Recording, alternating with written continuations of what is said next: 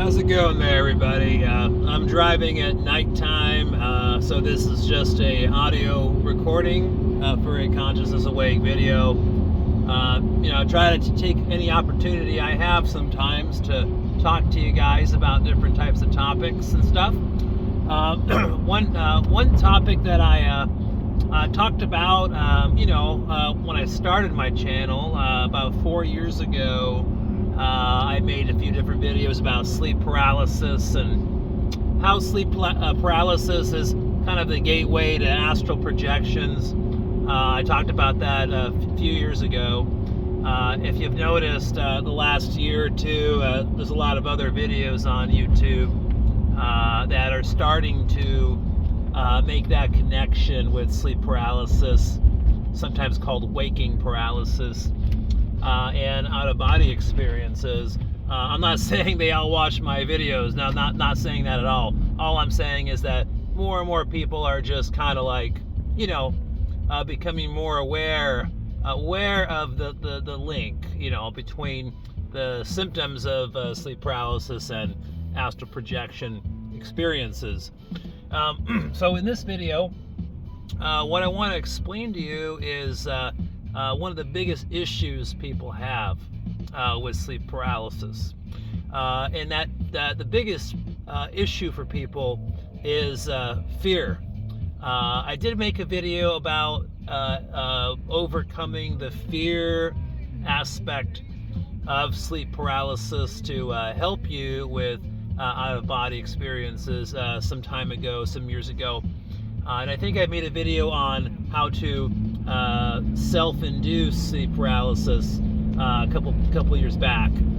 So if you want to watch those videos, just look at my videos from like a few years ago, and you'll find them. But in this video, this audio recording, pardon me, not video, I want to focus on how does a person get into trying to induce sleep paralysis, or maybe you're already having these episodes, having the experience of sleep paralysis just spontaneously, especially if you're younger. I think that people are more prone to having sleep paralysis when they are younger. They're teenage years, as a kid, teenage years in your 20s, 30s. I do find from talking to people that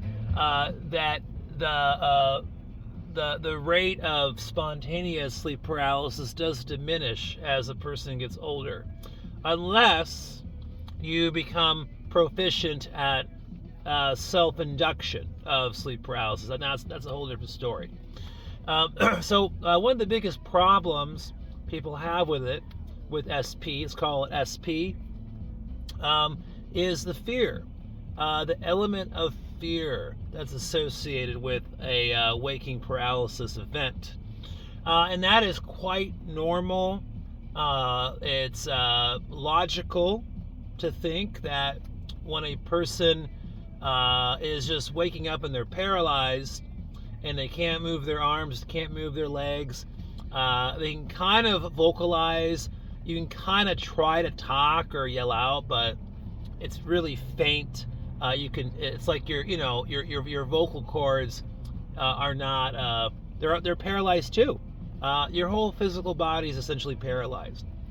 And when you get into that kind of experience, it's totally normal and logical to think that a person is going to get anxiety, they're going to be scared, they're going to have fear energy, fearful thoughts at that time. And so what happens is, when you have any little ounce of a element of fear during those times, your consciousness is then manifesting those fears.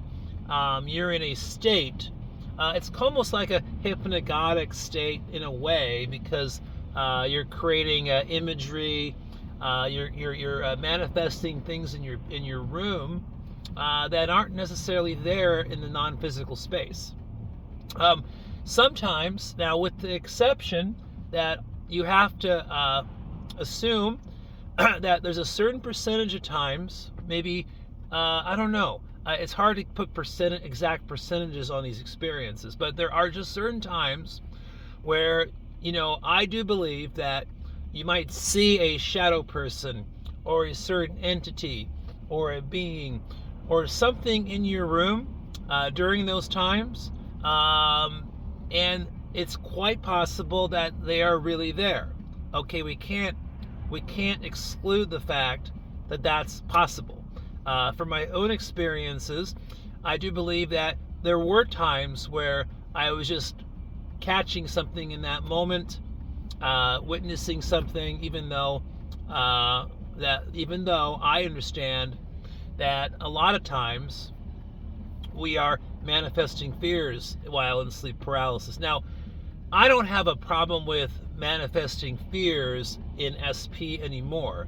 I did have those experiences as a kid, as a teenager, but as soon as I figured out at a young age, as soon as I figured out that sleep paralysis was a good thing for me, was a great tool for astral projection / consciousness exploration. Once I put that together in my own mental space, I naturally, got rid of the fear element of what's involved with SP. Now, I'm talking about people who don't understand that, and so how do you get over that? How do you move past the fear? So what you do is internalize this internally with your own mind, mental space, and emotions, and consciousness. Look at sleep paralysis as a positive experience. Look at it as a good experience. Look at it as something to look forward to. It's something exciting. So if, in a lot of cases, sleep paralysis happens spontaneously for people, right? And so look at that as a amazing opportunity to explore consciousness, right? So if you preset your emotions and your mentality and your intentions, if you preset everything to understand ahead of time that it's a good thing, that it's a positive experience, it's exciting, then you're more likely to be in that particular mental state when you find yourself in a sleep paralysis episode. So, other thing to mention too is to not get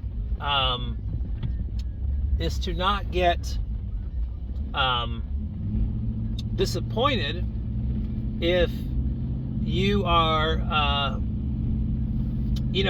going in with a positive attitude.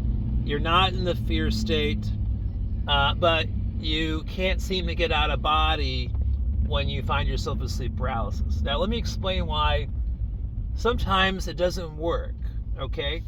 What happens is there's a certain amount of time, percentage of the time, let's just say, where you become consciously aware in a sleep paralysis episode. But the problem is that your energy body has already been out of body, but you were just not consciously aware of that fact. So you are waking up your consciousness in the waking paralysis, but you're waking up at the end of the out of body or sleep paralysis event. Okay, it's very important to know that. That's why sometimes you get in that position to where you want to get out of body and you feel the symptoms of the out of body state, but you're doing all these OBE exit techniques, but nothing seems to be working, right? It's because your energy body has already done its experience. You just don't remember it because you were not consciously aware of what was happening while it was happening. You're just consciously aware at that point of where you are just, your energy body is kind of reintegrating on its own back, connecting back to the physical body. And then you just kind of lay there paralyzed, and you're aware, but then you just kind of, the sleep paralysis starts to wear off, and then that's it. Also, another thing that happens when your energy body has already had a experience out of body, but you, again, were not consciously aware of it at the time, is that you'll have more of the vibrational state kind of going with the sleep paralysis, and it just feels like an OBE is starting, but again, you're just becoming aware at the end of it. And then you have the flip side of that, where you wake up in sleep paralysis, but you're primed, you have the opportunity, you're ready to shift your consciousness awareness into your energy body, and then get out of body and have an experience consciously aware, right? And then remember, you can't count any astral projection experiences. You can't count them unless you can be aware of them and recollect them and remember all of the experience. Because without the memory, there's nothing there. There's nothing to experience, right? Even though it is completely normal and natural for our energy bodies to be active and to do things and separate from our human body, that separation of those energy bodies, right? That stuff just happens naturally, spontaneously, if you want to control that factor or not, So I'm going to leave the video at that. I'm parking here. I got to run into the store here to grab a couple things. I will talk to you guys soon. Bye.